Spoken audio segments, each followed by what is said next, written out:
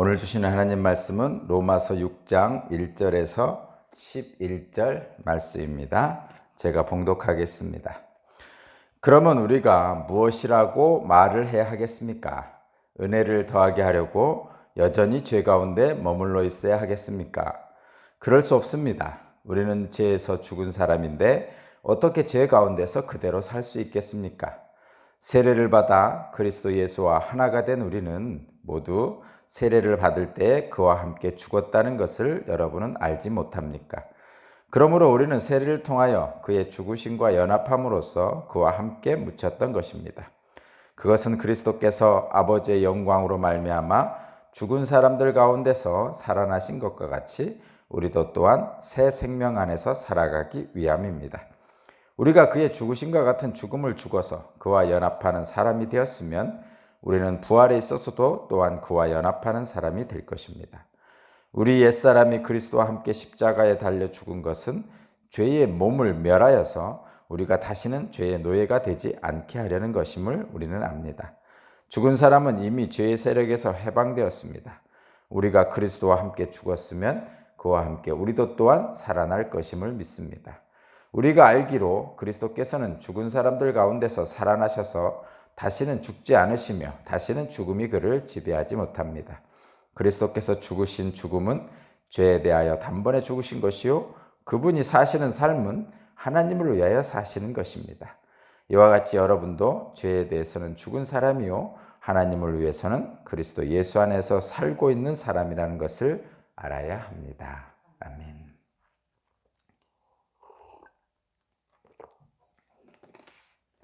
오늘 말씀의 제목은 성도는 죄에 대해서는 죽고 하나님을 위해서는 살아있는 사람이라는 것을 알아야 합니다 라는 제목인데 좀 더 깊이 묵상한 제목은 우리의 시선을 하나님께 향해야 합니다 이 제목인데 바로 앞부분의 5장 20절에 보면 죄가 더한 곳에 은혜가 더한다 이런 말씀이 있어요. 그것에 대해서 오늘 본문은 얘기하면서 시작합니다. 죄가 가득한 곳일수록 하나님의 은혜가 분명히 드러나게 되죠.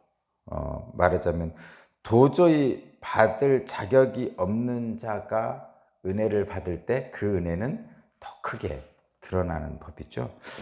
이런 겁니다. 이런 거. 빚을 적게 탕감받은 사람보다 빚을 많이 탕감받은 사람이 더 큰 은혜를 받았다고 생각을 하게 되죠. 그런 겁니다. 성경에서는 누가 있어요? 삭개오? 세리장 삭개오.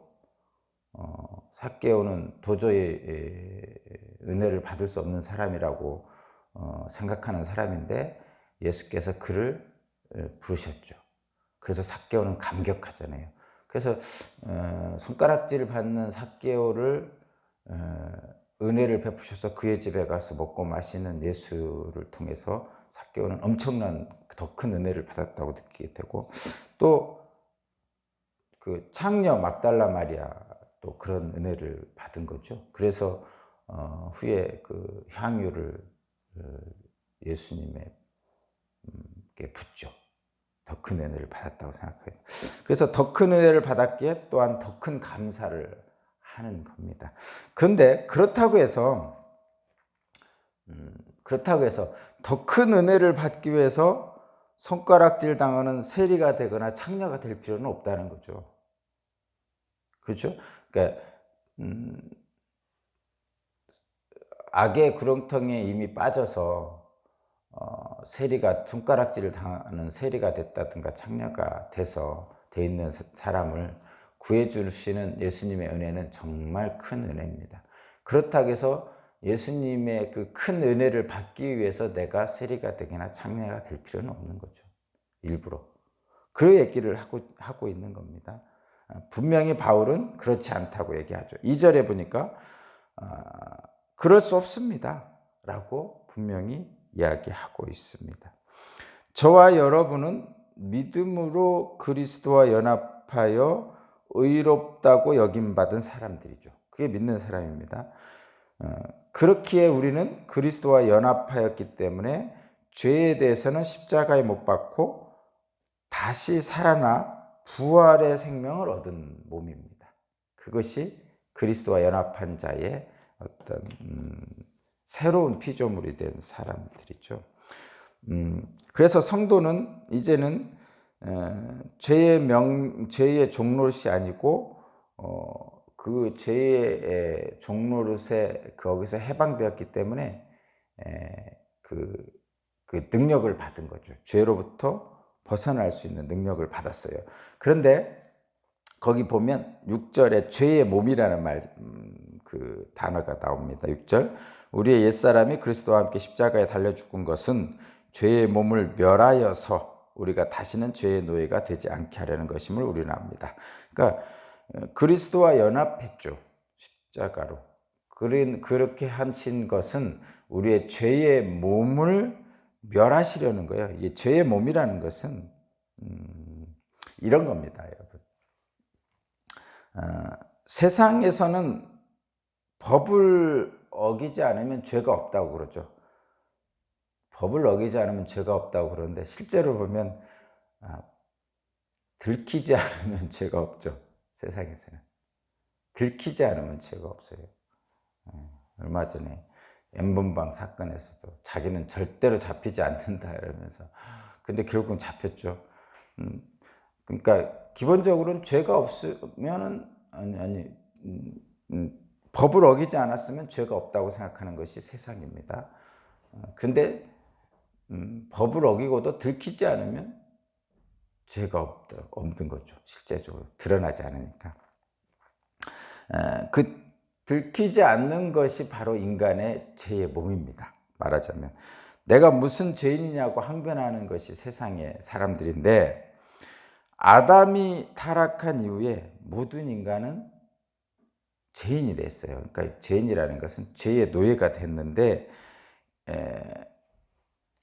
선한 것을 행할 능력이 없습니다. 그래서 스스로 선한 것을 행할 수 있다고 생각하지만 실제로는 죄를 반복할 뿐인 거죠. 그것이 죄의 몸이에요. 죄의 몸. 그러니까 이 죄의 몸이란 것은 육체 자체를 얘기하는 거 아니에요. 몸이라고 하니까 또 우리의 육체 몸을 자꾸 얘기하는데 그런 것이 아니고 이런 거죠. 죄의 몸이란 것은 그러니까 죄가 요구하는 대로 자신의 몸을 죄의 도구로 사용하는 타락한 본성. 그러니까 하나님으로부터 관계가 깨진 하나님으로부터 멀어진 인간들은 스스로 자기의 존재를 자기가 살아있음을 확인해야 돼요. 스스로. 우리도 그렇잖아요. 내 존재감을 드러내야 돼요. 내가 살아있음을 드러내야 됩니다. 그래서 자기 PR도 하고 주변 사람이 칭찬하거나 누군가에게 도움이 되는 사람이 되고 싶어 하고 늘 그러죠. 내가 살아있는 의미를 갖고 싶어 하는 거죠.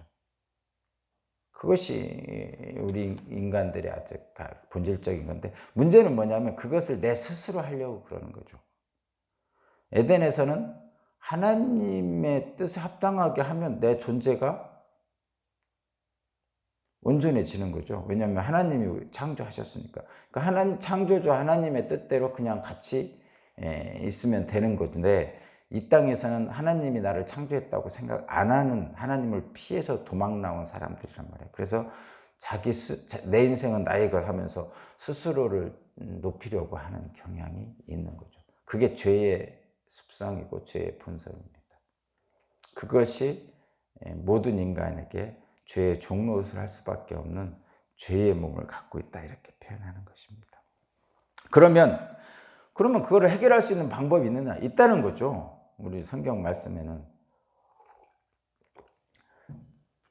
선을 행할 능력이 없고 죄를 반복할 뿐인 이 죄의 몸에서 어떻게 하면 벗어날 수 있습니까? 해결할 수 있는 방법은 죄에 대해서 죽는 거죠. 죄에 대해서 죽으면 죄를 하려는 것에 반응하지 않는다 이런 뜻. 그리고 예수 그리스도를 향해서 사는 거죠.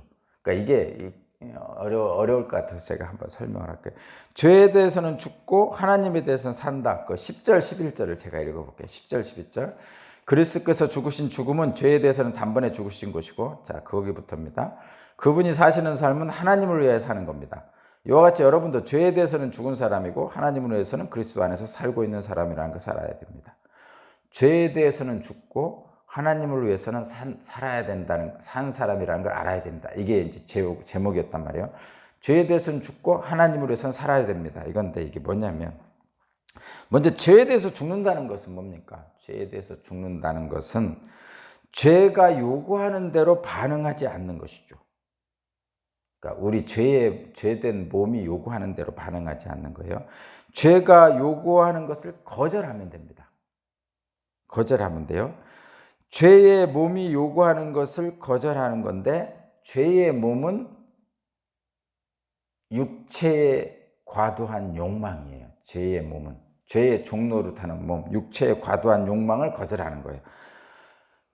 그러니까 육체의 과도한 욕망 때문에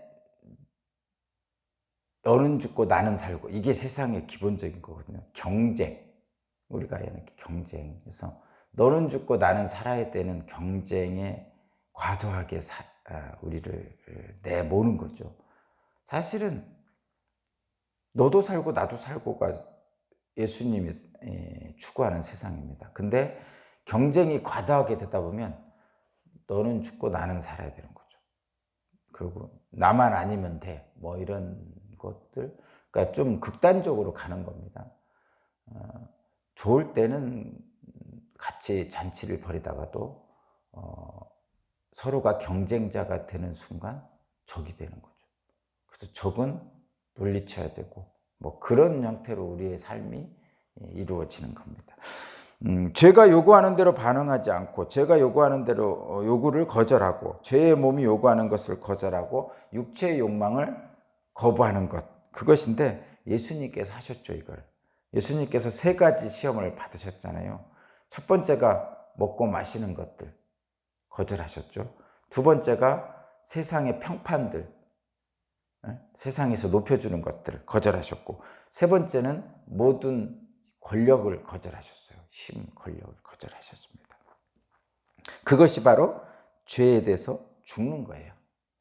그것이 죄에 대해서 그런 욕망에 대해서 죽는 것이 죄에 대해서 죽는 겁니다. 그 다음에 하나님에 대해서 사는 것이라고 표현하잖아요. 하나님에 대해서 사는 것. 그럼 그것은 무엇입니까? 뭐 죄를 억제하고 우리의 그 과도한 육체의 욕망을 억제하는 것인데, 근데 이게 생각보다 쉽지 않습니다. 왜냐하면 제가 이렇게 물을 마시는데, 물을 못 마시는 사막을 생각해 보면요, 인간은 물을 안 마시면 살 수가 없습니다. 먹을 것도 마찬가지죠. 며칠 굶으면 큰일 납니다. 아무것도 생각이 안 나고 오직 먹을 밖에 생각. 그것이 하나님이 주신 인간의 어떤 육체를 가진 인간에게 주는 기본적인 욕구예요. 이 욕구는 하나님이 주신 거예요. 그래서 배고프면 먹으려는 습성이 있고, 그러니까 어린아이들이 이게 손가락을 빨잖아요. 젖꼭지 빨고. 공갈 젖꼭지 빨잖아요. 아무것도 없어요. 그런데도 빱니다. 이게 본능인데 이게 욕구란 말이죠. 왜냐하면 생존의 욕구. 하나님께서 주신 거예요, 이거는. 근데 이 욕구를 넘어서는 다른 사람을 해치면서까지 자기 존재를 드러내려고 하는 것이, 이것이 바로 죄의 본성인 거죠. 그 하나님이 주신 욕구를 더 많이 행하려고 하는 것이죠. 그래서 이런 것이 죄의 본능인데, 이런 것을 억제하고 육체의 욕망을 억제하라는데, 이렇게 하는 것은 되게 어렵다는 얘기죠. 제가 하나님이 주신 기본적인 욕구가 있기 때문에 어렵습니다. 그리고 그것을 구분하기도 어렵습니다. 자기의 육체의 종로릇을 하면서도 기본적인 욕구를 해결하려고 그랬다, 이렇게 변명을 하는 게 인간이죠. 그래서 그럼 어떻게 해야 됩니까? 죄를 해결하는 유일한 방법은 죄에 대해서 죽고 하나님에 대해서 사는 건데, 죄에 대해서 죽는 것은 너무나 힘들어요. 그래서 하나님에 대해서 사는 것으로 우리의 시선을 돌리면 좋습니다. 제가 하는 방법입니다. 우리의 시선을 하나님께로 돌리는 거예요. 죄를 보는 게 아니라 하나님께로 돌리는 거예요. 이런 거 있죠. 불면증이 있습니다. 불면증 중에 잠을 자야지 하는 순간부터 잠이 안 옵니다. 내 신경이 다 거기로 가가지고 잠을 자야지 하는 순간부터 오히려 더 잠이 안 오는 경우가 있죠. 저는 잠이 잘 와서 예전의 경험입니다. 지금은 아닌데. 잠 못 자는 분들이 그렇게 하죠. 그 잠을 자야지 하는 순간부터 잠이 안 오기 때문에 아예 잠을 자야지라는 생각 자체를 잊어버리는 순간 잠듭니다. 진짜예요. 그리고 또 이런 것도 있죠. 여기 가려워요. 가렵습니다. 근데 가렵다고 인식하는데 가렵다고는 생각을 딴 데로 돌리는 거죠. 딴 데로 의식을 돌려요. 여기를 꼬집는다든가 그럼 여기 가려운 게 잊어버리잖아요. 그러면 가려운 것이 사라지진 않지만 이길 수 있습니다. 우리 딸이 옛날에 그랬어요. 우리 딸이 아토피가 좀 있었어요. 그러니까 여기가 좀 아토피가 있으니까 가렵단 말이에요. 그러니까 다른 거라니까 이렇게 막 때리고 막 그러니까 자기의 의식을 다른 곳으로 돌리면 견디기가 좀 낫다는 얘기입니다. 그러니까 육체 욕망을 억제하려고 애쓰는 것보다 그 육체의 욕망에서 내 시선을 다른 곳으로 옮기는 건데 그 다른 곳이 뭐냐? 바로 하나님입니다. 하나님을 향해서 내 육체의 시선을 옮기면 이길 수 있다는 거죠. 그래서 오늘 본문의 제목이 성도는 죄에 대해서 죽고 하나님에 대해서 살아있는 사람이라는 것을 알아야 됩니다 라는 것이고, 또 하나는 죄에 대해서 죽는 것보다 죄에 대해서 죽으려고 애쓰는 것보다 하나님을 향해서 사는 쪽으로 우리의 시선을 돌립시다 라는 제목이 그래서 그런 거죠. 어쨌든 결론입니다. 죄가 요구하는 타락의 마음을 버리고 하나님과 함께한 삶을 사는 것이 저와 여러분에게 주어진 하나님의 은혜입니다. 오늘 또 그 은혜를 사는데 물론 죄를 짓지 않으려고 애쓰며 살아야 되겠지만 그것이 너무 힘들 때 죄의 종로로 사는 죄의 욕망 속에